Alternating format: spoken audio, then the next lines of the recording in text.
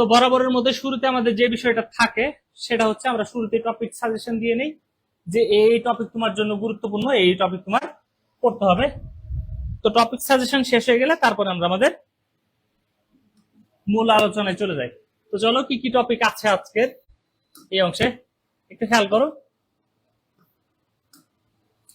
যে দেখো টপিক সাজেশনে প্রথমে আছে রাসায়নিক সাম্যাবস্থা, এরপর আছে সাম্য ধ্রুবক, এরপর আছে পিএইচ এবং বাফার। তুমি যদি বলো যে রাসায়নিক সাম্যাবস্থায় কি আছে, আমাদের লাশ হাতের লেয়ারের নীতি আছে। তো এই লাশ হাতের লেয়ারের নীতি থেকে কোথা কোথা থেকে প্রশ্ন হয়, বলে যে তাপমাত্রা, চাপ, ঘনমাত্রা এর পরিবর্তনের প্রভাব ব্যাখ্যা করো। ঠিক আছে।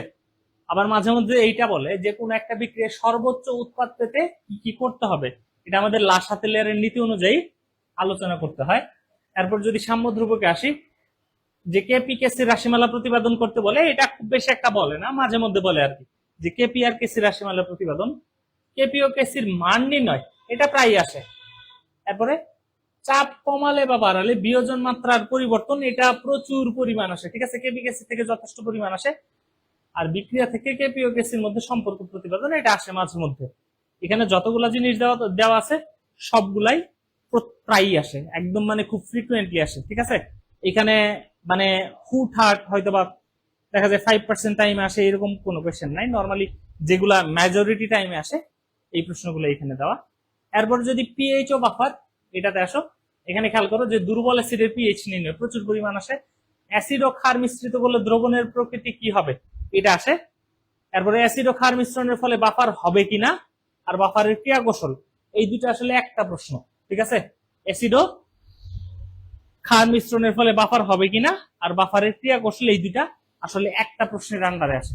ঠিক আছে, এই মোটামুটি গেল আমাদের টপিক সাজেশন। যারা একদম খুব শর্টে রিভিশন দিতে চাইতেছো, এই কয়টা টপিক দেখবা সিকিউ থেকে, আশা করি ইনশাআল্লাহ তোমার সবকিছু ক্লিয়ার হয়ে যাবে তোমার সিকিউ এর জন্য। তারপরে লাশ হাতে লেয়ারের নীতি, এটা আমরা শুরুতে একটু আলোচনা করব, আলোচনা করে দেন সিকিউ সলভে চলে যাব। তো লাশ হাতে লেয়ারের নীতিতে তিনটা প্রভাব আমরা পড়ি, তাপমাত্রা, চাপ, ঘনমাত্রা, তিনটা জিনিস পরিবর্তনের প্রভাব আমরা এখানে আলোচনা করি। তো শুরুতে আমি সংক্ষেপে আলোচনা করে ফেলি যে তাপমাত্রা, চাপ এবং ঘনমাত্রা পরিবর্তনের প্রভাবগুলা কি কি হতে পারে, আর দেখি কারো কোনো প্রকার প্রশ্ন আছে কিনা এবং কে কে আমাদের সাথে যুক্ত হলো। হ্যাঁ, একটু চেক করে আসি। হ্যাঁ, অনেকেই আমাদের সাথে যুক্ত হয়ে গেছে অলরেডি।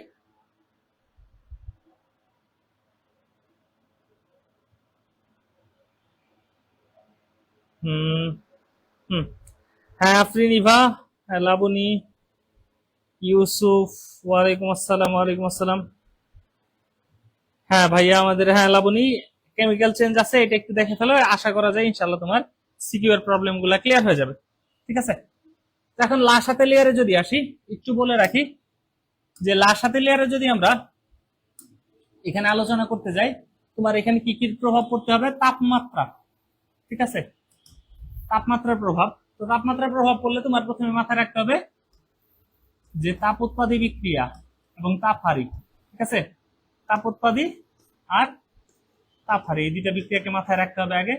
তো তাপ উৎপাদীতে একটু মনে রাখবা, তাপমাত্রা, আমরা যদি তাপ উৎপাদী বিক্রিয়ার তাপমাত্রা বাড়াই, ঠিক আছে, তাপমাত্রা বাড়ালে বিক্রিয়া যাবে পশ্চাতে। কোথায় যাবে, পশ্চাতে। আর তাপমাত্রা কমালে যাবে সম্মুখে। একটু খেয়াল করো যে তাপমাত্রা বাড়ালে পশ্চাতে আর তাপমাত্রা কমালে সম্মুখে। ঠিক আছে, তার মানে কোন একটা তাপ উৎপাদী বিক্রিয়াকে যদি আমাদের সম্মুখ দিকে নিতে হয় বা উৎপাদের পরিমাণ বাড়াতে হয়, আমরা কি করব, তাপমাত্রা কমিয়ে দেব। এরপরে দেখো তাপহারী বিক্রিয়া, এখানে তাপহারী বিক্রিয়ায় তাপমাত্রা বাড়ালে ও যায় সম্মুখে আর তাপমাত্রা কমালে যায় পশ্চাতে। ঠিক আছে, এই তাপমাত্রার প্রভাবে আমরা এই চারটা জিনিস মনে রাখলে আমাদের হবে যে তাপ উৎপাদিতে কি হয়, তাপহারীতে কি হয়। ঠিক আছে, আবারও রিপিট করছি, তাপ উৎপাদিতে তাপমাত্রা বাড়ালে পশ্চাতে যাবে, কমালে যাবে সম্মুখে।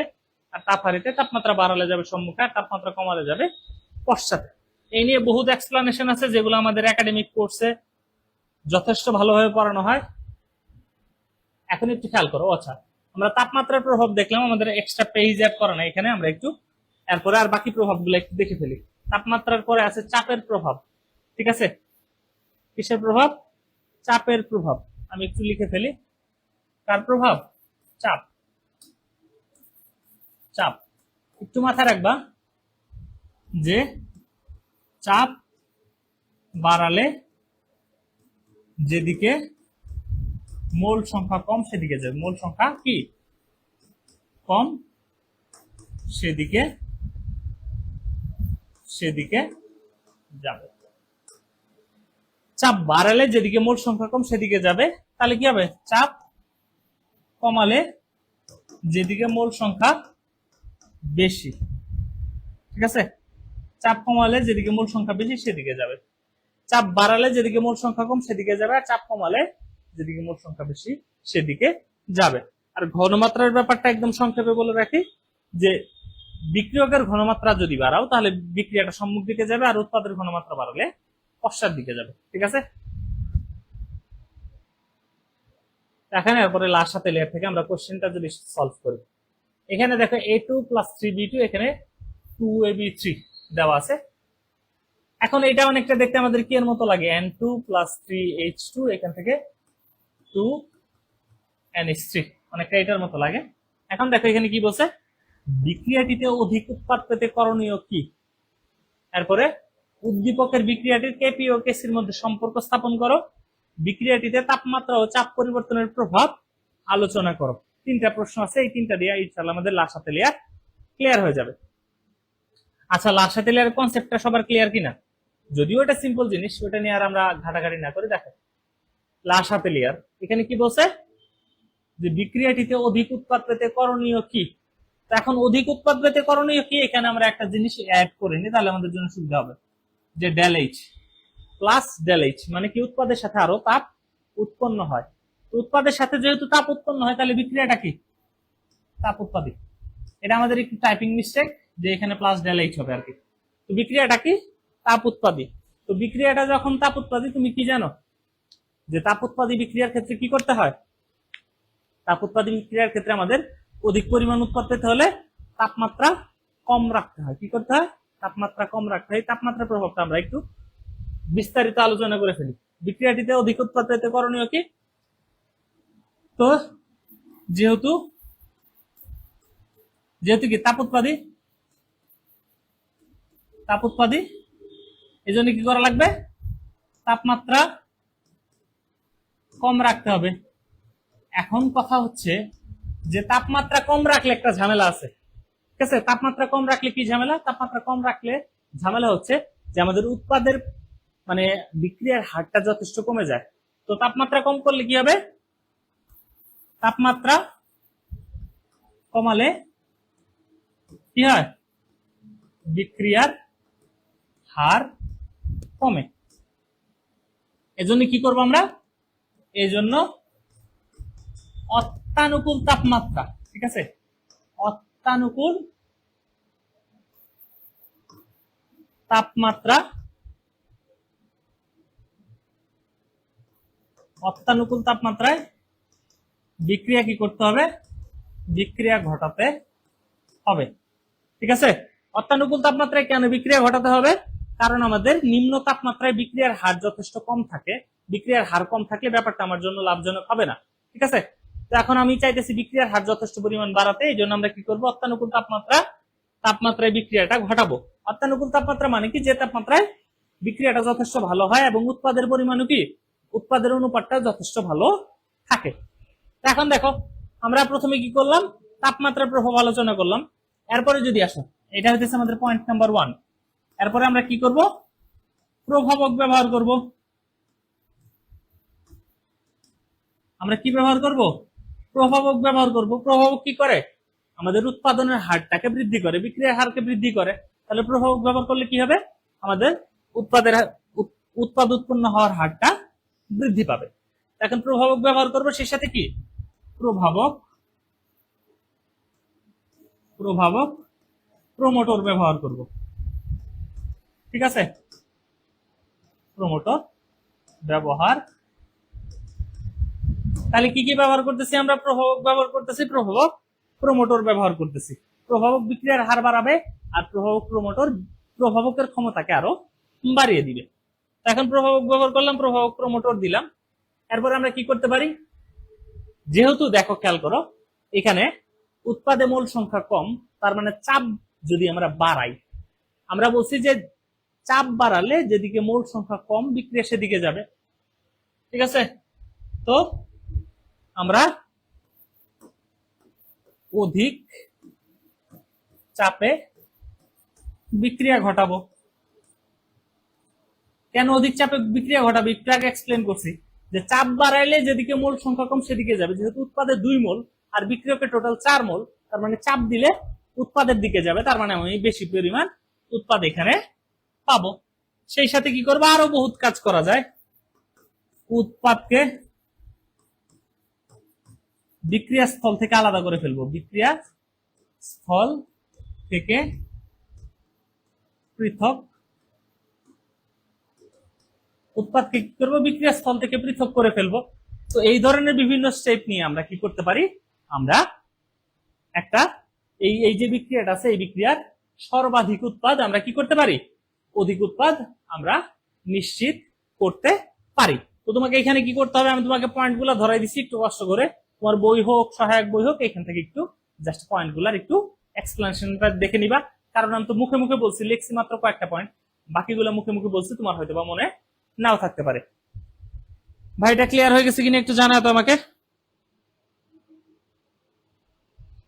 যারা ক্লাসে আসো এটা ক্লিয়ার হয়ে গেছে কিনা ভাই জানিয়ে ফেলো একটু, ঠিক আছে? আমরা পরবর্তী অংশে চলে যাই।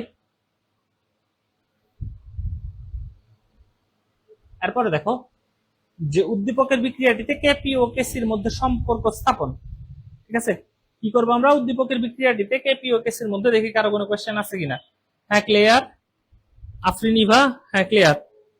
আর যাদের ফ্রেন্ড এখনো ক্লাসের মধ্যে যুক্ত হয়নি একটু কষ্ট করে ফ্রেন্ডদের মেনশন করে ফেলো, ঠিক আছে? যাদের ফ্রেন্ডরা এখনো যুক্ত হয় না ফ্রেন্ডদের মেনশন করে ক্লাসে নিয়ে চলে আসো। হ্যাঁ লিপা কুন্দ ক্লিয়ার। এরপরে খেয়াল করো যে উদ্দীপকের বিক্রিয়াটির কেপি ও কেসির মধ্যে সম্পর্ক স্থাপন খুবই সিম্পল একটা জিনিস, ঠিক আছে? খুব মানে খুব সিম্পল, এটা তোমরা একদম ছোটবেলা থেকে পড়ে আসতেছো। দেখো বিক্রিয়াটা কি, A2 + 3B2, এখানে 2AB3।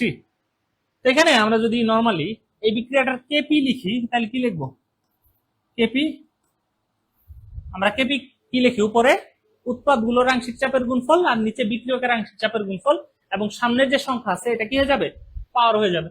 তার মানে পি অফ AB3, সামনে যেহেতু 2 আছে তার মানে স্কয়ার, আর এখানে হইতেছে নিচে P of A2, sorry P of A2 square হবে না, একটু সোজা করে লিখি, P of A2 into P of B2 cube, কারণ এর সামনে কি আছে, এর সামনে একটা 3 আছে, এই 3টা কি হয়ে গেছে, কিউব হয়ে গেছে। এখন আমরা যদি কেসি লিখি, কেসি, কেপিতে আংশিক চাপ এবং কেসিতে আমরা কি করব, কেসিতে আমরা ঘনমাত্রা স্থাপন করব। তো আমরা যেহেতু ঘনমাত্রা কি করি, থার্ড ব্র্যাকেটের মধ্যে লিখলে আমাদের কি হয়ে যায়, ঘনমাত্রা হয়ে যায়, বাড়তি কোনো প্যারা নাই। তাহলে দেখো এখানে কি আছে, AB3 এটার উপর স্কয়ার, নিচে A2 ইন্টু B2 কিউব, খুব সিম্পল জিনিস। এখন আমাদের কাজ কি জানো, খুব সহজ কাজ। এই দুইটার মাঝখানে এই যে কেপি আর কেসি যে লিখছি, এই দুইটা কিভাবে কানেক্টেড বা এই দুইটার সম্পর্কটা কি হবে, এই জিনিসটা আমার খালি একটু দেখাইতে হবে এখানে, আর কোনোই কাজ নাই, খুবই সিম্পল জিনিস, খুব সিম্পল একটা কোশ্চেন। এখন খেয়াল করো, আমরা এখানে পি লিখছি, আমরা এখানে জানি আদর্শ গ্যাসের সমীকরণ থেকে PV = nRT। তাহলে এখানে দেখো পি আছে না, আমরা শুধু পি এর মান বের করি, তাহলে আমাদের বের হইতেছে P = n/v/RT। তাহলে আমরা পি সমান লিখতে পারি কি, P = তুমি বলতে পারো n/v = c, ঠিক আছে? মোল সংখ্যা বা আয়তন সমান কি, ঘনমাত্রা, তার মানে P = CRT। এখানে তুমি খেয়াল করো এই পি এবং সি এই দুইটা জিনিসই শুধুমাত্র পরিবর্তিত হয়, কে কে পরিবর্তিত হয়, আমাদের পি এবং সি, এই দুইটা জিনিস শুধুমাত্র পরিবর্তিত হয়, আর বাকি জিনিসগুলো পরিবর্তিত হয় না। এই যে আমাদের এই পি এবং সি, এই দুইটার পরিবর্তন হয়। কারণ একটা সিস্টেমে যখন গ্যাস থাকে তখন সবার জন্য আর আর তো সার্বজনীন গ্যাস ধ্রুবক, একটা সিলিন্ডারের মধ্যে সবার জন্য তাপমাত্রা সেম, সুতরাং এখানে চাপ নেওয়ার কোনো দরকার নেই। তো এখানে পি আর সি, তাহলে আমি এটাকে কি লিখতে পারি? দেখো এইটা যদি আমি এইখানে বসাই তাহলে কি পাওয়া যায়? KP is equals to C of AB3 RT square divided by C of A2 RT into C of B2 RT cube. খুব সিম্পল জিনিস। এখন এইখান থেকে আমি যদি বাকি জিনিসগুলাকে একটু আলাদা করে ফেলি, দেখো কেপি ইজ ইকুয়ালস টু পাওয়া যাচ্ছে আমাদের, এই সি আলাদা করে ফেলি, সি অফ AB3, ঠিক আছে, সি অফ কি AB3, একটু চিকন করে নেই তাহলে লিখতে আমার জন্য সুবিধা হয় আর কি। দেখো এখানে কেপি সমান কি পাচ্ছি আমি? সি অফ AB3 স্কয়ার, বাকি রেখে দিলাম কি RT স্কয়ার, নিচে থাকলো C of A2 into RT, সেই সাথে এখানে কি থাকলো C of B2 cube into RT cube. তাহলে খুব সিম্পল, এটুকু লিখলাম। আমি যদি এটুকু আলাদা করে ফেলি, দেখো KP is equals to C of AB3 square divided by C of A2 into C of B2 cube into কি হইতেছে? এখানে খেয়াল করো তো, এই যে আমি এটাকে এটাকে আর এটাকে আলাদা করে ফেলছি, ঠিক আছে, এই তিনটাকে আলাদা করে লিখছি, আর RT টুকুকে আলাদা করে লিখি। দেখো উপরে কি আছে? উপরে আছে RT স্কয়ার, আর নিচে আছে কি? এখানে দেখো তো RT, আর এখানে কি আছে? RT cube. তাহলে দেখো RT বেস যেহেতু কমন, তার মানে আমরা পাওয়ারটা জাস্ট খালি যোগ বিয়োগ করে দিলেই হচ্ছে। এখন তুমি এখানে খেয়াল করো যে এখানে সবগুলাই কিন্তু ঘনমাত্রা। আমরা সি দিয়ে কি বুঝাই? সি দিয়ে ঘনমাত্রা। কারণ একটু আগে আমরা যে ফর্মুলাটা লিখছি ওইখানে দেখো আমরা লিখছি কি N/V = C, সি মানে কি ঘনমাত্রা। তাহলে একটু খেয়াল করো যে আমাদের এখানে কি দেওয়া আছে? উপরে উৎপাদের ঘনমাত্রা পাওয়ার হইতেছে 2, মানে উৎপাদের ঘনমাত্রা স্কয়ার, নিচে বিক্রিয়কের ঘনমাত্রা কি আছে? ঘাত 6 আছে। তার মানে এটুকু মানে কি? যেহেতু ঘনমাত্রা দিয়ে আমাদের এখানে ক্যালকুলেট করা আছে, তার মানে এটা কেসি আর এটুকু RT। তার মানে আমরা লিখতে পারি KP = KC, এরপর RT to the power 2 minus কত? -1 -3। তার মানে আমরা আলটিমেটলি কি লিখতে পারি? KP = KC RT to the power -2। এটাই হচ্ছে এই বিক্রিয়ার কেপি আর কেসির মধ্যে সম্পর্ক। এটাই কি ভাই? আমাদের এই বিক্রিয়ার কেপি আর কেসির মধ্যে কি সম্পর্ক। তো এইখানটাতে ক্লিয়ার হয়ে গেছে কিনা ভাই? এটা একটু জানাই ফেলো কষ্ট করে। এই সম্পর্কের প্রতিপাদন ক্লিয়ার হয়ে গেছে কিনা তোমাদের? সম্পর্কের প্রতিপাদন ক্লিয়ার কিনা? ফেসবুকে ক্লাস নেওয়া একটু ঝামেলা, বুঝছো? মানে ক্লাস নিলে দেখা যায় যে আমি তোমাদের বলছি ক্লিয়ার হয়েছে কিনা, এটা বলতে বলতে এটা বললে আরো কয়েক সেকেন্ড পরে তোমাদের কাছে পৌঁছায়, তোমরা আরো কয়েক সেকেন্ড পরে রেসপন্স করো, তখন দেখা যায় যে মানে একটু একটু অসুবিধা হয়ে যায়। হ্যাঁ ক্লিয়ার, লিপা কন্দ তামান্না ক্লিয়ার। হ্যাঁ ভাই, তোমাদের ক্লিয়ার করার জন্য এত পরিশ্রম করা, ঠিক আছে? তোমাদের এইচএসসি, তোমাদের ইয়ার ফাইনাল যাতে যথেষ্ট ভালোভাবে হয় সেই জন্য এত পরিশ্রম করা ভাই। তোমাদের ক্লিয়ার হলেই আমরা সার্থক। এখন দেখো যে এখানে দেওয়া আছে বিক্রিয়াটা, আবারও বলছি এখানে একটা টাইপিং মিস্টেক ছিল, প্লাস ∆H হবে। যে এখানে কি বলছে? বিক্রিয়াটিতে তাপমাত্রা ও চাপ পরিবর্তনের প্রভাব আলোচনা করো। কি বলছে? বিক্রিয়াটি থেকে তাপমাত্রা ও চাপ পরিবর্তনের প্রভাব আলোচনা করো। এটা মোটামুটি একটু আলোচনা করে ফেলছি। কি আলোচনা করা যায়? যে এখানে আমরা যদি তাপমাত্রা পরিবর্তন ঘটাই, এটা কি একটা বিক্রিয়া? বিক্রিয়াটি প্রথমত আমাদের আইডেন্টিফাই করতে হবে বিক্রিয়াটি কি বিক্রিয়া। এই বিক্রিয়াটা তাপ উৎপাদী বিক্রিয়া। কি উৎপাদী? এই বিক্রিয়াটা প্রথমত হচ্ছে তাপ উৎপাদী বিক্রিয়া। এখন এই বিক্রিয়াটা যেহেতু তাপ উৎপাদী বিক্রিয়া, তার মানে আমরা কি বলছি? যে তাপ উৎপাদী বিক্রিয়ায় কি হবে, এই ভাই বলো, তাপ উৎপাদী বিক্রিয়ার তাপমাত্রা বাড়ালে কি হবে, Ab3 বিয়োজিত হয়ে কি হয়, Ab3 বিয়োজিত হয়ে আমাদের কি করবে, A2 ও B2 উৎপন্ন করবে, ঠিক আছে। আর যদি আমরা তাপমাত্রা কমাই, তাপমাত্রা কমালে কেন এই জিনিসটা লিখতেছি একটু বলো, ঠিক আছে।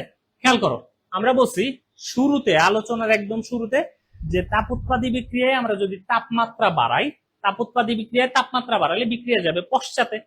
যেহেতু একটা তাপ উৎপাদী বিক্রিয়া, তাপমাত্রা বাড়াইছি, বিক্রিয়া পশ্চাতে যাওয়া মানে কি, এই উৎপাদটা ভেঙে এই বিক্রিয়কগুলা তৈরি হবে। তার মানে আমরা কি বলছি, Ab3 বিয়োজিত হয়ে A2 আর B2 উৎপন্ন করবে। খুব সিম্পল জিনিস। এখন তাপমাত্রা কমালে আসলে কি হবে, আমরা যদি তাপমাত্রা কমাই তাহলে কি হবে, বিক্রিয়া সম্মুখে যাবে। সম্মুখে যাওয়া মানে কি, এই দুটা বিক্রিয়া করে Ab3 উৎপন্ন করবে। তার মানে তাপমাত্রা কমালে A2, আচ্ছা একটু ক্লিয়ার করে লিখি,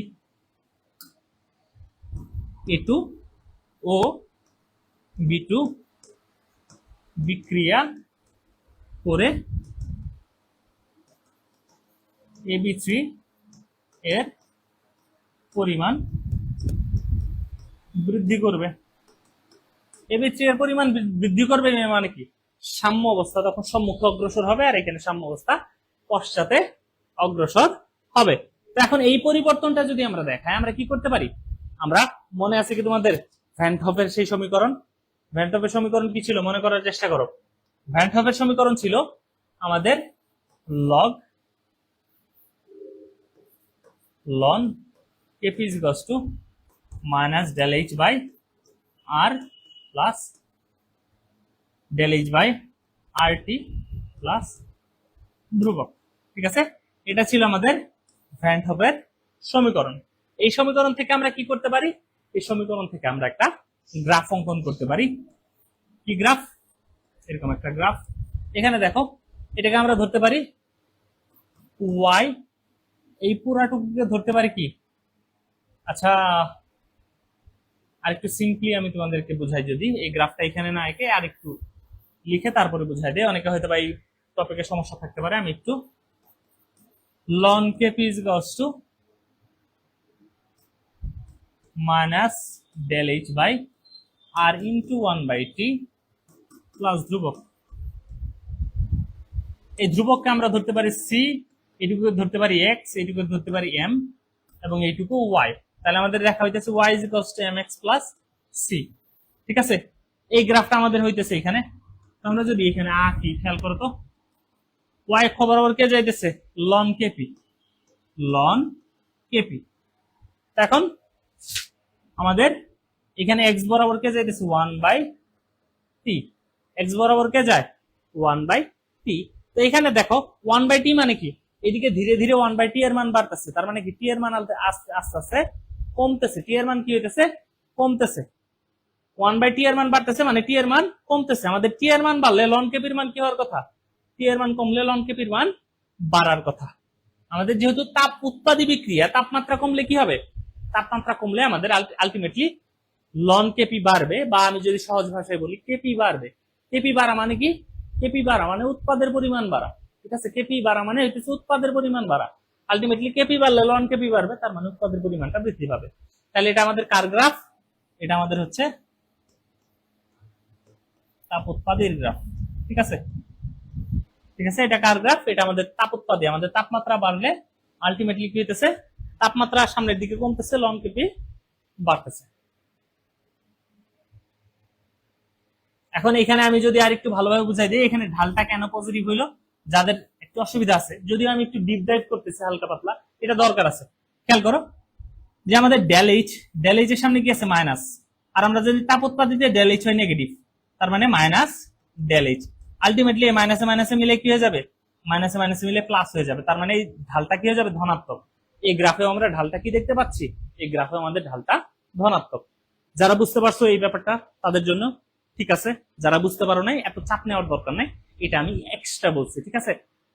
তুমি যদি মনে করো তোমার এটা মানে তুমি বুঝে গেছো তাহলে মনে রাখো, আর যদি তোমার মনে হয় যে বুঝি নাই তাহলে এটা মনে রাখার দরকার নেই। এই গ্রাফ পর্যন্ত সীমাবদ্ধ থাকো, ঠিক আছে? আচ্ছা, আর এই কোয়েশ্চেন গুলো আমি এইভাবে পড়াই দিতেছি যে তোমার যদি ঘতেও আসে যাতে তুমি প্রপারলি অ্যান্সার করে আসতে পারো, ঠিক আছে? যে তুমি গয়ের মতো করে শিখলা, ঘতে গিয়ে লেখলা হয়তো বা 4 এ 3 দিয়ে দিতে পারে, 4 এ যাতে 3 না দেয়, 4 এ যাতে 4 দেয়, এই জন্য আমি ভ্যান হফের সমীকরণ টানছি, ঠিক আছে? যাতে মার্ক কাটার কোনো অপশন না থাকে। এরপরে যদি আসো যে চাপের প্রভাব, ভাই তোমাকে আগেই বলছি চাপের প্রভাব মানে কি, আমরা যদি চাপ বাড়াই মোল সংখ্যা যেদিকে কম সেদিকে বিক্রিয়াটা যাবে। এখন খেয়াল করো A2 প্লাস 3B2, এখান থেকে কি হইতেছে 2AB3। চাপ বাড়াইলে মোল সংখ্যা যেদিকে কম, আমরা জানি এখানে উৎপাদের মোল সংখ্যা কম, তার মানে কি হবে, চাপ বাড়ালে সাম্যাবস্থা কোন দিকে যাবে, সাম্যাবস্থা, চাপ বাড়ালে সাম্যাবস্থা ডানে যাবে, আর চাপ কমালে সাম্যাবস্থা বামে যাবে, ঠিক আছে? এই গেল আমাদের চাপের প্রভাব, ঠিক আছে? ভাইয়া এই ফর্মুলাটার নাম কি বললেন? ভ্যান হফের সমীকরণ। এই ফর্মুলাটা, এই সমীকরণটা হচ্ছে ভ্যান হফ, ঠিক আছে? ভ্যান হফের সমীকরণ, সমীকরণের নাম হচ্ছে ভ্যান হফের সমীকরণ। ভাই আর কার কোনো প্রবলেম আছে কিনা এটা বুঝছো কিনা, এটা বুঝছো কিনা আগে এটা জানো, ঠিক আছে? তোমাদের বোঝাটা খুব জরুরি।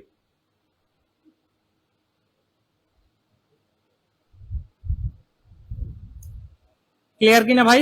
ভাইকে একটু কষ্ট করে জানাই ফেলো যে পুরো ব্যাপারটা ক্লিয়ার হয়ে গেছে কিনা। তোমাদের ক্লিয়ার হওয়া খুব জরুরি। হ্যাঁ বুঝছি ভাইয়া। ভাই একটা সেকেন্ড তোমরা একটু এইটুকু তুলতে থাকো, আমি জাস্ট একটু পানি খেয়ে নিই, ঠিক আছে? প্রচন্ড গরম চলতেছে, আজকের তাপমাত্রা বাকি দিনগুলোর চেয়ে যথেষ্ট পরিমাণ বেশি।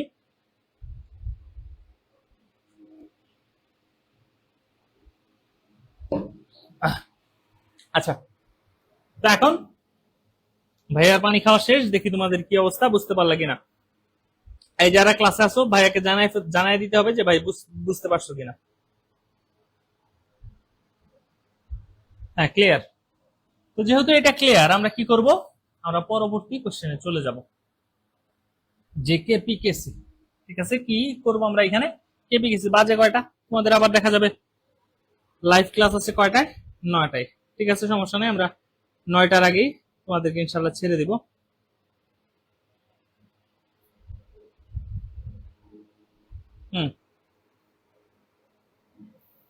সবার যখন ক্লিয়ার তখন আমরা পরবর্তী অংশে যাই। দেখো একটা বিক্রিয়া দিচ্ছে AX5, এখান থেকে AX3 প্লাস X2, কেপি দেওয়া আছে 1 ATM। কি বলছে, উদ্দীপকের বিক্রিয়ার সিস্টেমের মোট চাপ কত হলে AX5 এর 30% বিয়োজিত হবে।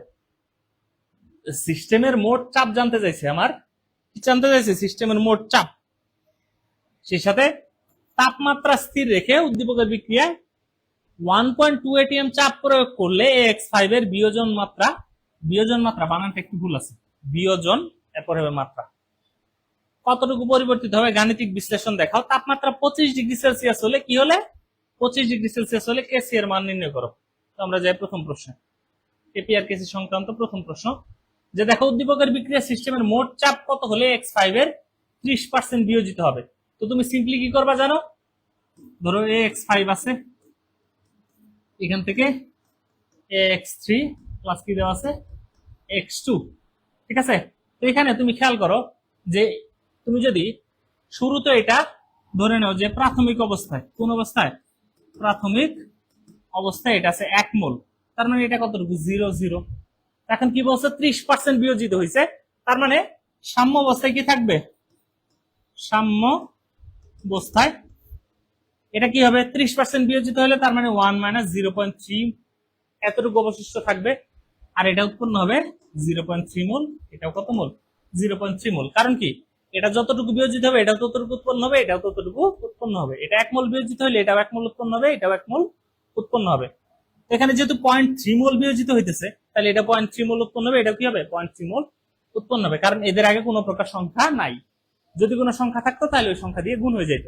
ধরো এখানে 2 থাকতো যদি x এর আগে 2x2, তাহলে এখানে 0.3 এর সাথে কত গুণ হয়ে যাইত? 2 গুণ হয়ে যেত। এখন সাম্য অবস্থায় এতটুকু আছে, তার মানে আলটিমেটলি কতটুকু আছে? ধরো 0.7 মোল। খুব সহজ জিনিস। তো 0.7 মোল থাকলে তুমি এক কাজ করো, তুমি কেপি কেসির ম্যাথ করবা, এখানে কেপি আছে, তো কেপি কেসির ম্যাথ করতে তোমার কি লাগবে? মোট মোল সংখ্যা। এটা কাজ করো, মোট মোল সংখ্যা। মোট মোল সংখ্যা কত? গুণ করে যোগ করে দাও, 0.7 প্লাস 0. কত কত আছে? 0.7, 0.3, 0.3 যোগ করো। অ্যান্সার কত আসে বলো? অ্যান্সার আসে 0.7 প্লাস 0.3 প্লাস 0.3। অ্যান্সার কত আসবে? 1.3 মোল।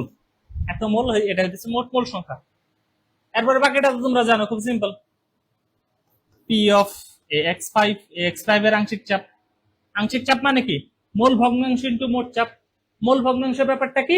উপরে দিবা ax5 এর মোল সংখ্যা। উপরে কার মোল সংখ্যা? তার নিজের মোল সংখ্যা। ax5 এর মোল সংখ্যা কত? 0.7। আর নিচে হইতেছে মোট মোল সংখ্যা, মানে কত? 1.3। আর সেই সাথে মোট চাপ গুণ। আমরা মোট চাপ কি ধরে নেই? আমরা কি ধরবো? ধরি মোট চাপ। ধরি মোট চাপ সমান কত? ধরি মোট চাপ হইতেছে পি। আমরা কি জানি? আংশিক চাপ। একটু লিখে নেই এখানে, পি অফ ax5, এটা হইতেছে ax5 এর আংশিক চাপ। পি অফ ax5 মানে কি? x5 এর আংশিক চাপ। তো এখন কোনো কিছুর আংশিক চাপ বের করতে হইলে এটা হইতেছে আমাদের মোল ভগ্নাংশ। কি ভগ্নাংশ? মোল ভগ্নাংশ। এই মোল ভগ্নাংশ মানে কি বলো? নিজের মোল। সহজ ভাষায় নিজের মোল ডিভাইডেড বাই মোট মোল। নিজের মোল ডিভাইডেড বাই কি? মোট মোল। তো এখানে খেয়াল করো, 0.7 ডিভাইডেড বাই 1.3, এটুকু ক্লিয়ার। 0.7 ডিভাইডেড বাই 1.3 হওয়ার পরে তুমি খেয়াল করো, তাহলে আমরা যদি বাকিদের হিসাব করি, খেয়াল করো তো, এর ক্ষেত্রে আর এর ক্ষেত্রে কি হবে? কোনো ঝামেলাই হবে না। আমরা খুব সিম্পলি জাস্ট খালি পি অফ ax3, এর ক্ষেত্রে কি করব? পি অফ ax3 মোল সংখ্যা হইতেছে 0.3, মোট মোল সংখ্যা 1.3, মোট চাপ পি। আর পি অফ কি হইতেছে? x2, এটার ক্ষেত্রে হইতেছে মোট মোল সংখ্যা 0.3, 1.3 ইন্টু পি। খেয়াল করো, এটার প্রসিডিউর আর বাকিগুলোর প্রসিডিউর একদম সেম, তোমরা এটা জানো ভালোভাবেই। এখানে দেখো, ax3 এর মোল সংখ্যা হচ্ছে 0.3, আবার x2 এর মোল সংখ্যা 0.3, তার মানে 0.3 ডিভাইডেড বাই 1.3। নিজের মোল বাই মোট মোল। মোট মোল কত?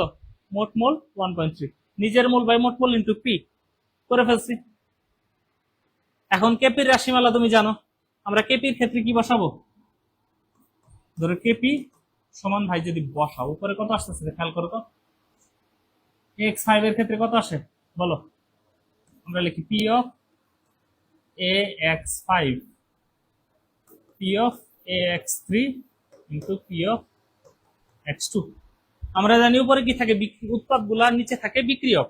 তোমার বিক্রিয়াটা কি ছিল? বিক্রিয়াটা ছিল ax5, এখান থেকে ax3 প্লাস x2। ax5 থেকে কি আসছিল? x3, সেই সাথে x2।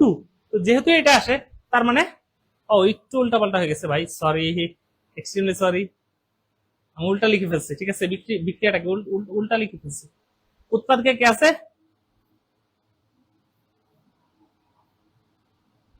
P of ax3 into P of x2 divide by P of ax5। এখন এই মানগুলো তুমি জাস্ট খালি এখান থেকে বসাই দিলেই হবে। তো খেয়াল করো তো, পি অফ ax3 কত পাইছো? পি অফ ax3 পাইছো 0.3 ডিভাইডেড বাই 1.3 ইন্টু কত? পি। আর সেই সাথে এটাও same, 0.3 divided by 1.3 into P divided by 0.7 divided by 1.3 into P. এখানে একটা পি ক্যান্সেল আউট হয়ে যাবে, ওইখানে একটা পি থাকবে, এই যে আমাদের 1.3 এটা কি হয়ে যাবে, ক্যান্সেল আউট হয়ে যাবে। খুব সিম্পলি আমরা যদি ক্যালকুলেট করি, দেখো প্রশ্নে কি দেওয়া আছে। প্রশ্নের একটা জিনিস খেয়াল করো, এখানে কেপির মান কত দিয়েছে 1, তার মানে আরে উঠতেছে না কেন, এখানে খেয়াল করো এই কেপি সমান কত 1, এইটুকু সমান যদি 1 হয় আমরা খুব সিম্পলি কি করতে পারবো, এটুকু ক্যালকুলেট করে মান বের করতে পারবো। এটা হচ্ছে তোমাদের কাজ। কি করবা, তুমি এটুকু ক্যালকুলেট করবা, ক্যালকুলেট করে কমেন্টে জানাবা যে ভাই কেপির মান কত আসছে। ঠিক আছে, কোনো কনফিউশন হলে কমেন্টে জানাবা, ইনশাল্লাহ ক্লিয়ার করে ফেলবো আমরা।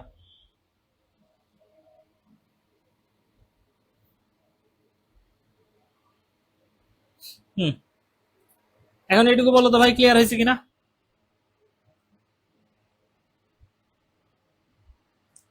একটু জানাই দাও ভাইকে যে এটুকু ক্লিয়ার হয়ে গেছে কিনা।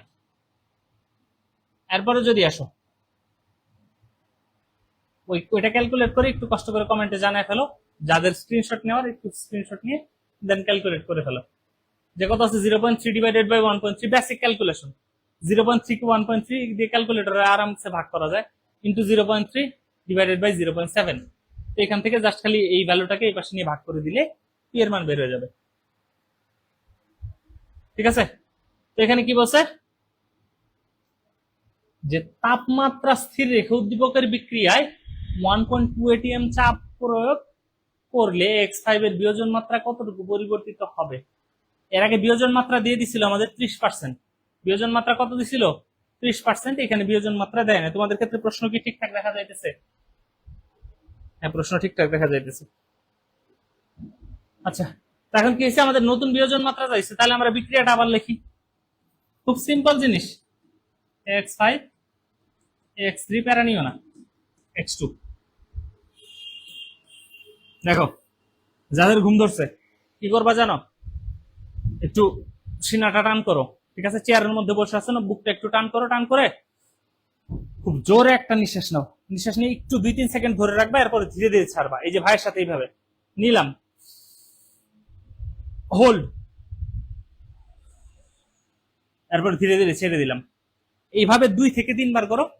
নিঃশ্বাসটা নিবা, 2-3 সেকেন্ড ধরে রাখবা, এরপরে আস্তে আস্তে নাক দিয়ে নিবা, মুখ দিয়ে ছেড়ে দিবা, প্রশ্বাস নিবা, নিঃশ্বাস ত্যাগ করবা। এভাবে 2-3 বার করলে ইনশাল্লাহ দেখবে যে তোমার ঘুম কেটে গেছে। ঠিক আছে, ইনশাল্লাহ কেটে যাবে। তো এখানে দেখো একটা বিক্রিয়া দেওয়া আছে, এই বিক্রিয়ার আমাদের কি নির্ণয় করতে বলছে, আলফা বা বিয়োজন মাত্রা বা শতকরা বিয়োজন মাত্রা, এটা কতটুকু পরিবর্তিত হবে। তো এখানে আমরা কি করব, বিয়োজন মাত্রাটা 1.2 atm এ কতটুকু হয় আমরা একটু নির্ণয় করে দেখি। তো খেয়াল করো, আমরা এখানে একটা কাজ করতে পারি। এখানে আমরা একটু আগে যে চাপটা পাইলাম না, এই চাপের জন্য আমরা দেখলাম তো বিয়োজন মাত্রা কত হইতে পারে। এখন আমরা চাপটা তো পরিবর্তন করছি, এখন দেখি বিয়োজন মাত্রা কত হয়। এখানে তো আমরা একটা চাপ পাই, এখানে একটা পি এর ভ্যালু পাইছি, এটা তোমাদের কাছ থেকে আমি জানতে চাইছি। এই পি এর জন্য বিয়োজন মাত্রা কত, এই পি এর জন্য শতকরা বিয়োজন হইতেছে কত পার্সেন্ট বলো, প্রশ্নে আমাদের দেওয়া ছিল 30% বিয়োজিত হবে। কত পার্সেন্ট, 30%। এখানে একটা চাপের মান আমরা পাই গেছি। এখানে খেয়াল করো যে আমরা সাম্য অবস্থায় যদি প্রাথমিক অবস্থায়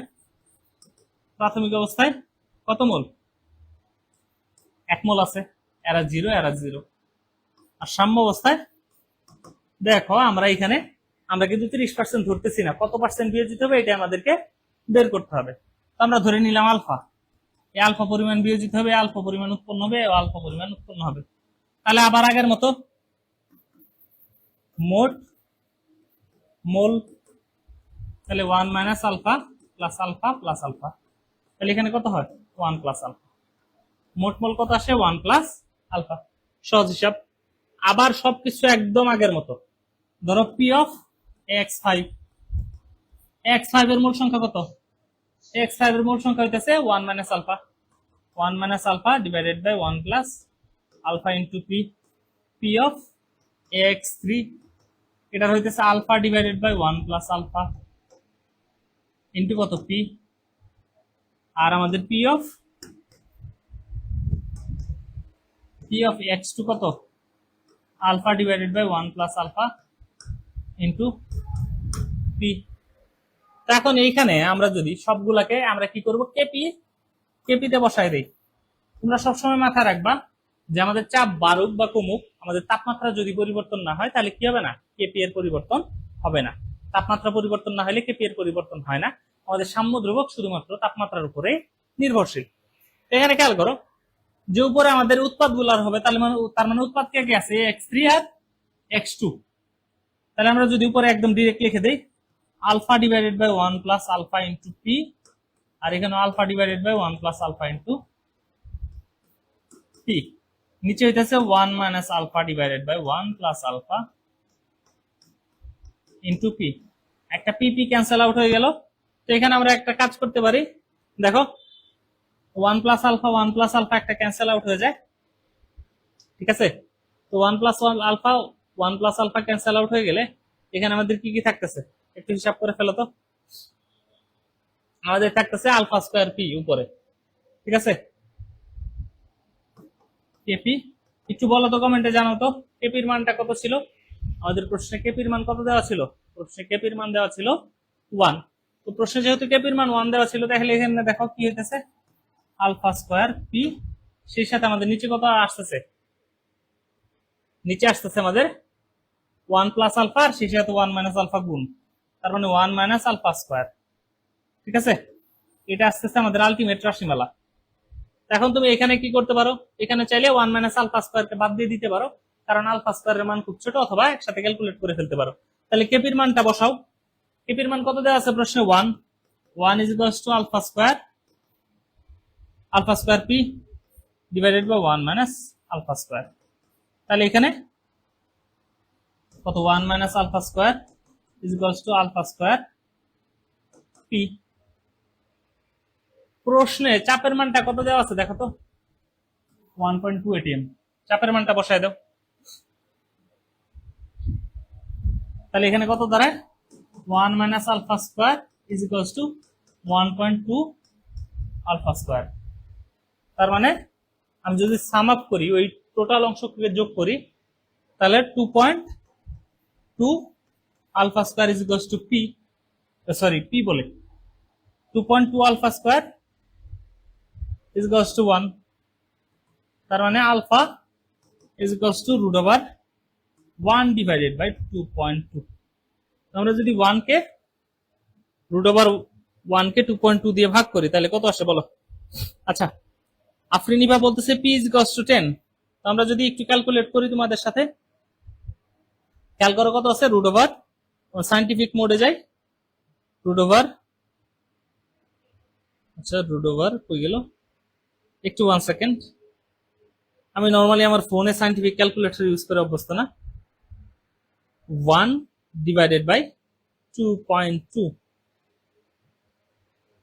0.67, কত আসতেছে 0.67। এখন এই আলফার মান আসতেছে 0.67। এটাকে যদি আমরা 100 দিয়ে গুণ করি, আমরা যদি এটাকে ইনটু 100 করি, তার মানে আসতেছে 67%। আগে চাপ কত ছিল 10 এটিএম এ, আমাদের চাপ আমাদের 10 এটিএম এ বিয়োজন মাত্রা ছিল 30%। এখন আমরা যখন চাপটাকে কি করছি, চাপটাকে 1.2 এটিএম করছি, মানে চাপকে কমায় দিছি, তখন আমাদের বিয়োজন মাত্রা বেড়ে হয়ে গেছে কত 67%। তার মানে আমাদের বিয়োজন মাত্রার পরিবর্তন কত, বিয়োজন মাত্রার পরিবর্তন 67 মাইনাস 30 is equals to 37%। 37%, ঠিক আছে। বিয়োজন মাত্রা কতটুকু পরিবর্তিত হয়, 37%। আশা করি ক্লিয়ার হয়ে গেছে।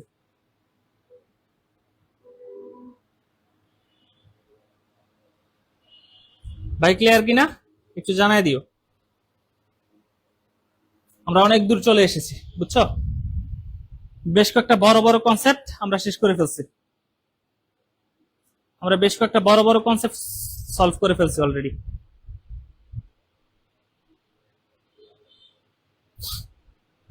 একটু দেখি কার কি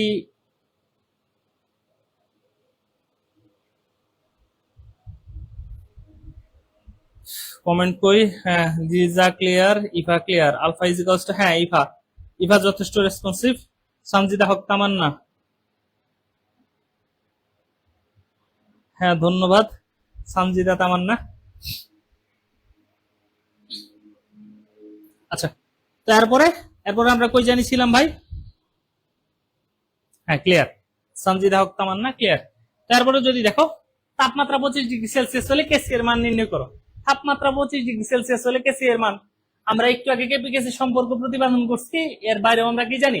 কেপি আর কেসির একটা সম্পর্ক আছে। সহজ কথায় বলতে গেলে KP is equals to KC RT to the power del N. RT to the power কত? Del N. এখানে একটু ক্লিয়ার করি, কি ক্লিয়ার করবো ভাই? Del N is equals to N2 minus N1। কত? N2 minus N1। N2 হইতেছে উৎপাদের মোল সংখ্যা, আর N1 হইতেছে বিক্রিয়কের মোল সংখ্যা। ঠিক আছে, একটা উৎপাদের মোল সংখ্যা আর একটা কার মোল সংখ্যা? বিক্রিয়কের মোল সংখ্যা। তার মানে উৎপাদের মোল সংখ্যা থেকে বিক্রিয়কের মোল সংখ্যা বিয়োগ করলে যেটা থাকবে সেটাকে আমরা কি বলবো? ডেলেন। এখন দেখো এখানে আর হইতেছে সার্বজনীন গ্যাস ধ্রুবক। কেপির মান যেহেতু অ্যাটমসফিয়ারে দেওয়া আছে, আমরা আর কে লিখবো 0.0821। এটা কি? Litre atmosphere per kelvin per mole. আর এখানে টেম্পারেচার দেওয়া আছে 25°C, তার মানে কত কেলভিন? 25°C মানে কত কেলভিন? 298 কেলভিন। কত কেলভিন? 298 কেলভিন। এখন এখানে দেখো খুব সিম্পলি ডেলেন এর মান কত বলো? N2 এর মান কত? এখানে উৎপাদ আছে 1 মোল আর 1 মোল 2 মোল, 2 মোল থেকে 1 মোল বিয়োগ করলে কত? 2 - 1 = 1। তাহলে এখানে বসায় দাও। কেপির মান দেওয়া আছে 1 = কেসি দেওয়া আছে, সাথে RT, আর এর মান কত? 0.0821 ইনটু টি হইতেছে 298, পাওয়ার হইতেছে কত? ডেলেন মানে 1। তার মানে ultimately K C = 1 divided by 0.0821 into 298। ঠিক আছে, খুব সিম্পল। তাহলে 1 কে যদি ভাগ করে দাও, আমি একটু এই অ্যান্সার গুলো তোমাদের কাছ থেকে জানতে চাই। অ্যান্সার গুলো একটু তোমাদের কাছ থেকে আসা উচিত, যেহেতু তুমি কয়েকদিন পরে পরীক্ষা দিবা।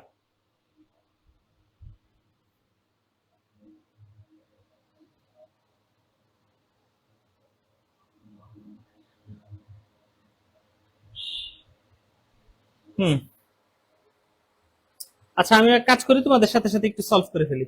অটো রোটেট হয়ে যাচ্ছে কেন?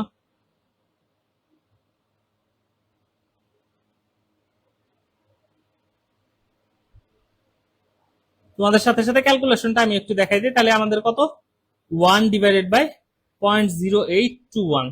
ঠিক আছে, ডিভাইডেড বাই কত? 298।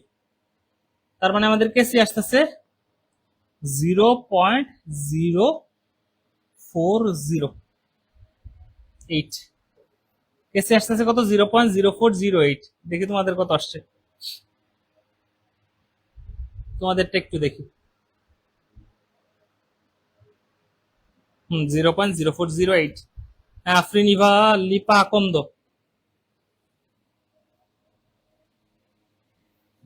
তোমাদের কেপি কেসির প্রবলেমটা এই নিয়ে শেষ। ও আচ্ছা, এরপর আরেকটা প্রশ্ন এক্সট্রা দেওয়া আছে, এই এক্সট্রা প্রশ্নটা তোমাদের কাছে আমি একটু তোমাদেরকে হিন্টস দিয়ে দিব, যে এখানে 4 নাম্বার একটা এক্সট্রা প্রশ্ন দেওয়া আছে, এটা আমি খেয়াল করিনি। এই যে উদ্দীপক অনুসারে কেপি এর মান নির্ণয় করো। যখন তোমাকে উদ্দীপক অনুসারে কেপি এর মান নির্ণয় করতে বলবে, তখন তুমি যে কাজটা করবা, সে আগে বিক্রিয়াটা লিখে ফেলবা, যে A2 আর B2 কি দেওয়া আছে? A2 প্লাস B2 এখান থেকে উৎপন্ন হয়। দেখো কি দেওয়া আছে? AB gas. A2 B2 বিক্রিয়া করে AB গ্যাস উৎপন্ন করে। তার মানে A2 আর B2 যেহেতু আছে, তাহলে 2AB হবে সমতাকরণ করলে। তাহলে এখানে দেখো যে প্রাথমিক অবস্থায় কি দিচ্ছে? A2 গ্যাস আছে 11 মোল। কত মোল? 11 মোল। আর B2 গ্যাস আছে কত? 9 মোল। আর AB গ্যাস আছে কত? 0। কিন্তু সাম্যাবস্থায় কি বলছে? এরা বিক্রিয়া করে 7 মোল। কত মোল? 7 মোল এবি গ্যাস উৎপন্ন করে। তার মানে এটা কিসের ডেটা? এটা সাম্যাবস্থার ডেটা। তার মানে এবি যে 7 মোল আছে, এটা সাম্যাবস্থায় আছে। এখন দেখো তো সাম্যাবস্থায় আছে কত মোল? 7 মোল। একটু খেয়াল করো তো, আমরা যদি আরো সহজ ভাবে যাই, যে এটা যদি এ হয়, এটা যদি বি হয়, দেখো এটা যদি 1 মোল বিয়োজিত হয়, এটার 2 মোল উৎপন্ন হয়, তার মানে এটার 2 মোল উৎপন্ন হলে এটার 1 মোল বিয়োজিত হয়। তার মানে কি হবে, আমাদের এখানে এ বি যতটুকু উৎপন্ন হবে এ টু তার অর্ধেক বিয়োজিত হবে। তাহলে এ টু যদি তার অর্ধেক বিয়োজিত হয়, ধরো এটা কত মোল আছে, 7 মোল, আবার বলতেছি এটা 2 মোল উৎপন্ন হইলে এটা কয় মোল বিয়োজিত হয়, 1 মোল। এটা 2 মোল উৎপন্ন হইলে এটা 1 মোল বিয়োজিত হয়। তার মানে এ যতটুকু উৎপন্ন হবে, এই যে আমাদের এ বি যতটুকু উৎপন্ন হবে, এ এবং বি বা এ টু এবং বি টু তার অর্ধেক বিয়োজিত হবে। তাহলে 11 মোল ছিল, বিয়োজিত হবে কত, 7 মোলের অর্ধেক minus 7 divided by 2, 9 minus 7 divided by 2। ঠিক আছে, এখন আমাদের কি বলছে, কেপি এর মান নির্ণয় করতে। উদ্দীপক অনুসারে কেপি এর মান নির্ণয় করো। এখানে আমাদের যদি মোট চাপ না দেয় তাহলে কেপি এর মান নির্ণয় করা পসিবল না। ধরো মোট চাপের পরিমাণ দেওয়া আছে, পি ইজ ইকুয়ালস টু দেওয়া আছে 10, চাপের পরিমাণ দেওয়া আছে 10। আমি আশা করি বাকিটা তোমরা পুরোপুরি নির্ণয় করতে পারবা, কারণ একটু আগে আমি তোমাদেরকে কেপি কিভাবে নির্ণয় করতে হয় কোনটাতে দেখাইছি বলতো, কোনটাতে দেখাইছি ভাই, একটু খেয়াল করো।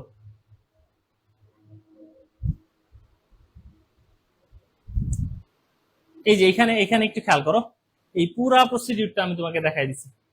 এই যে এই কোশ্চেনটাতে একদম সম্পূর্ণ প্রসিডিউরটা আমি তোমাকে পুরোপুরি একদম ক্লিয়ার করে দিছি। এই যে এই কোশ্চেনটাতে AX5 এর যে কোশ্চেনটা আছে, সুতরাং এখানে আর তোমার কোনো কনফিউশন থাকা উচিত না।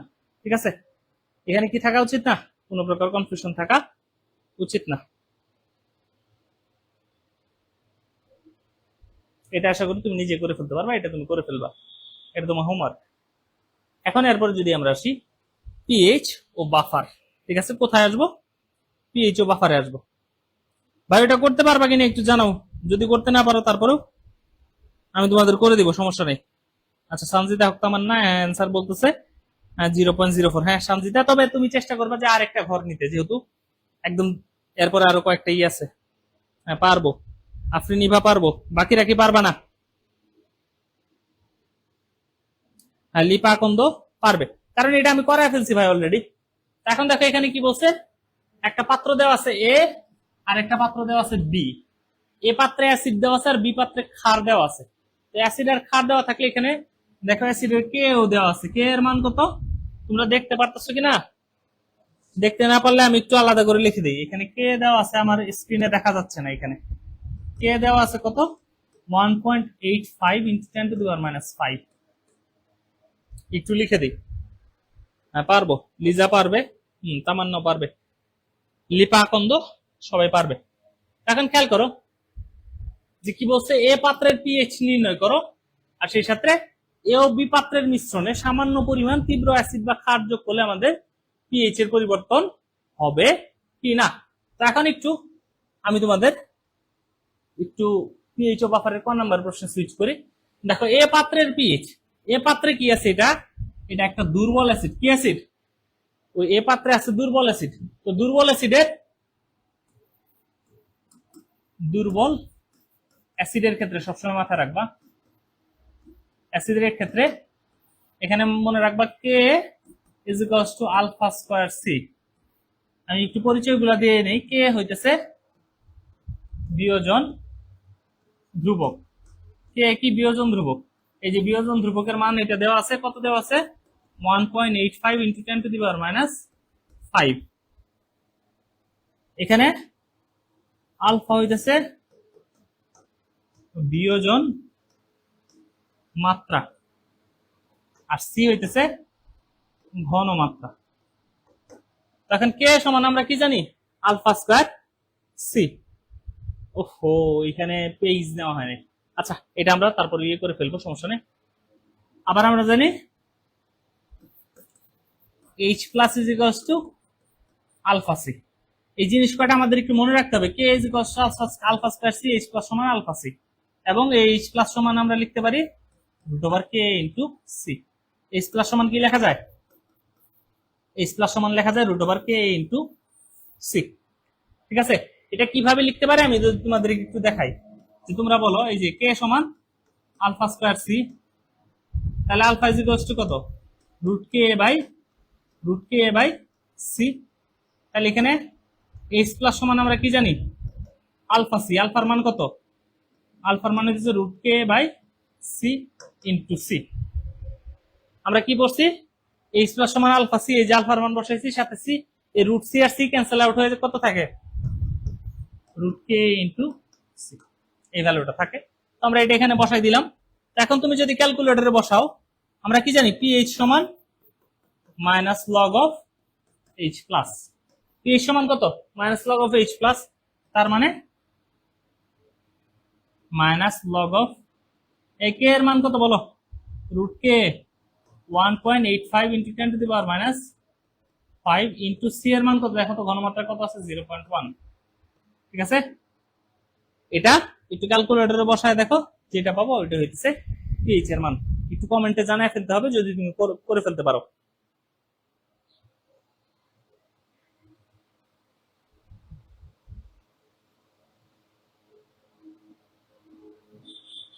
সলভ করে ফেলতে পারলে কমেন্টে ভাই জানায় ফেলতে হবে।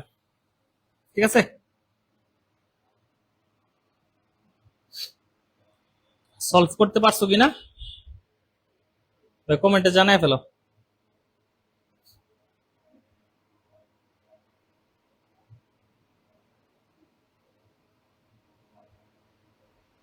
হয়ে গেল।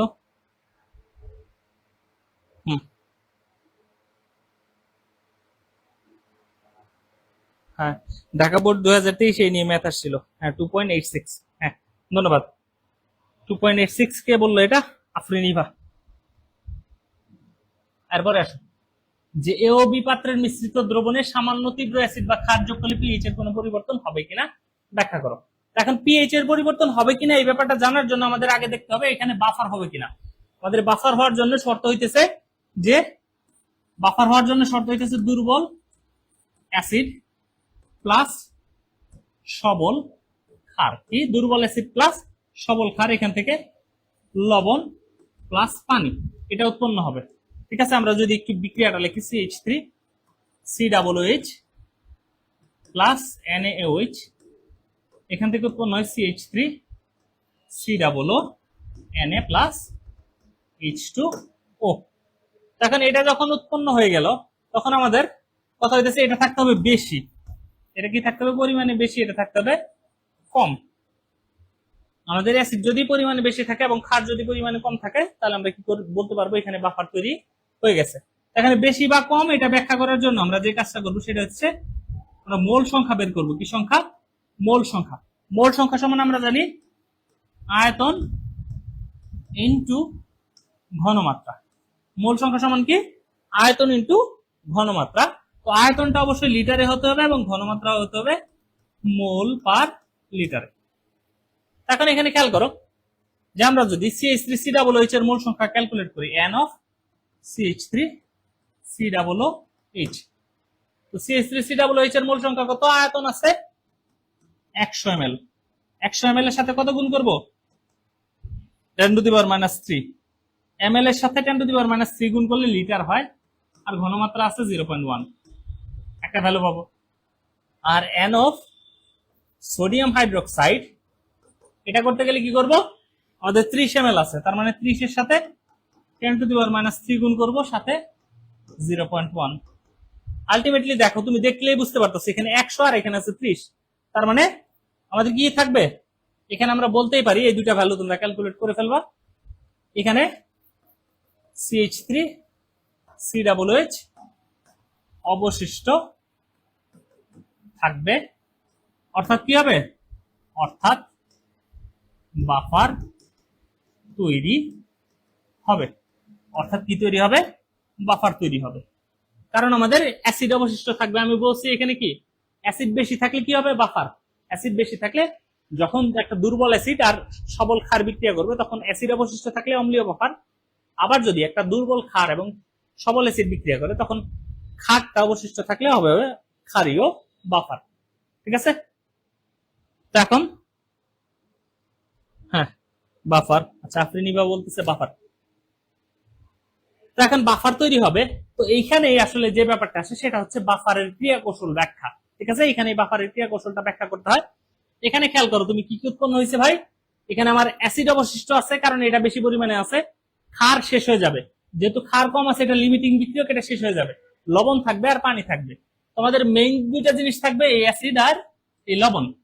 এখন খেয়াল করো আমার বাফারে কি কি আছে, CH3 COOH, এটা বিয়োজিত হবে CH3 COO minus plus H plus, আর এখানে আছে CH3 COO Na, এটা বিয়োজিত হবে CH3 COO minus plus Na plus. এখন একটু খেয়াল করো যে আমি যদি এখানে কি বলছে আমাদের প্রশ্নে, যে সামান্য পরিমাণ অ্যাসিড অথবা ক্ষার, কোন ধরনের অ্যাসিড অথবা ক্ষার, তীব্র অ্যাসিড অথবা ক্ষার। এখানে যদি আমি সামান্য পরিমাণ H প্লাস যোগ করি, সামান্য H প্লাস যোগ করলে, ঠিক আছে, বা সামান্য পরিমাণ তীব্র অ্যাসিড যোগ করলে এখানে কি হবে দেখাতো, প্রচুর পরিমাণ অবিয়োজিত অ্যাসিটেট, প্রচুর পরিমাণ অ্যাসিটেট আয়ন আছে, এবং এখানে আমাদের অ্যাসিটিক অ্যাসিড, এটা যেহেতু দুর্বল অ্যাসিড, তার মানে কি দেখো এখানে উভমুখী চিহ্ন দিচ্ছে, এটা তো উভমুখী চিহ্ন হবে না, এটা একমুখী চিহ্ন। এখানে এটা অবিয়োজিত অবস্থায় আছে, তখন কি হবে, যেহেতু দুর্বল অ্যাসিড, আমাদের সামান্য H প্লাস কি করবে, অ্যাসিটেট আয়নের সাথে গিয়ে সে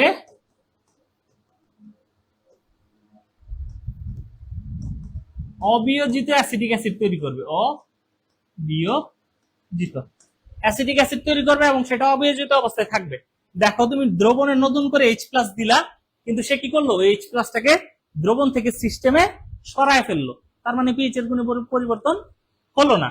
মানে কথা হইতেছে তুমি যখন H প্লাস দিছো, এই H প্লাস এটার সাথে বিক্রিয়া করে কি হয়ে গেছে, এখানে CH3 COOH আবার পরিণত হয়ে গেছে, তার মানে ওই দ্রবণে ওই H প্লাস কোনো ইম্প্যাক্ট তৈরি করতে পারে নাই।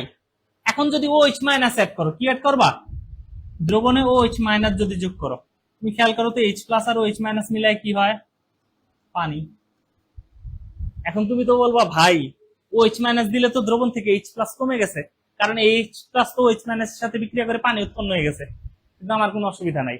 কেন অসুবিধা নাই, কারণ আমি আগেই বলছি যে অ্যাসিটিক অ্যাসিড একটা দুর্বল অ্যাসিড, আর দুর্বল অ্যাসিড সম্পূর্ণ বিয়োজিত হয় না, তার মানে তার স্টকে আরো প্রচুর পরিমাণ H প্লাস আছে। সে কি করবে, এখন একটা H প্লাস বিয়োজিত করে দিয়ে দিবে, CH3 COOH আছে না, সেটা বিয়োজিত হয়ে CH3 COO minus plus H plus উৎপন্ন করে দিবে। তার মানে কি, আবার ওই যে দ্রবণে যে H প্লাস এর ঘাটতি দেখা দিয়েছিল, সেই H প্লাসটা আবার দ্রবণে চলে আসছে। তার মানে এখানে কি হবে না, যেহেতু আমার H প্লাস এর কোনো পরিবর্তন হয় নাই, সামান্য অ্যাসিড বা ক্ষার যোগ করার পরেও, তার মানে আমার পিএইচ পরিবর্তনের কোনো প্রকার প্রশ্নই আসে না। ঠিক আছে, তো এইটুকু ভাই ক্লিয়ার কিনা? হ্যাঁ, আবার H প্লাস মেক হবে। ঠিক আছে,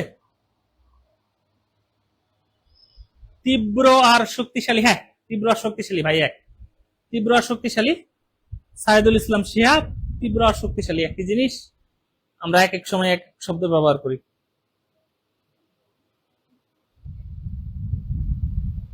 এখন এইটুকু পর্যন্ত ভাই ক্লিয়ার কি, ক্লিয়ার কিনা একটু জানো তো ভাইকে, এইটুকু পর্যন্ত ক্লিয়ার কিনা ভাই একটু জানাও। ঠিক আছে,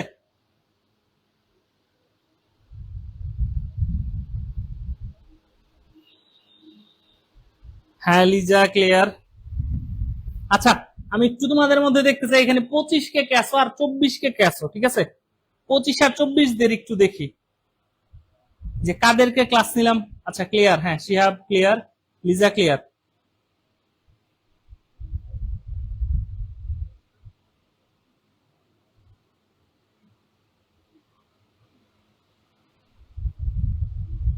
হ্যাঁ আফরিন ইভা সেও ক্লিয়ার।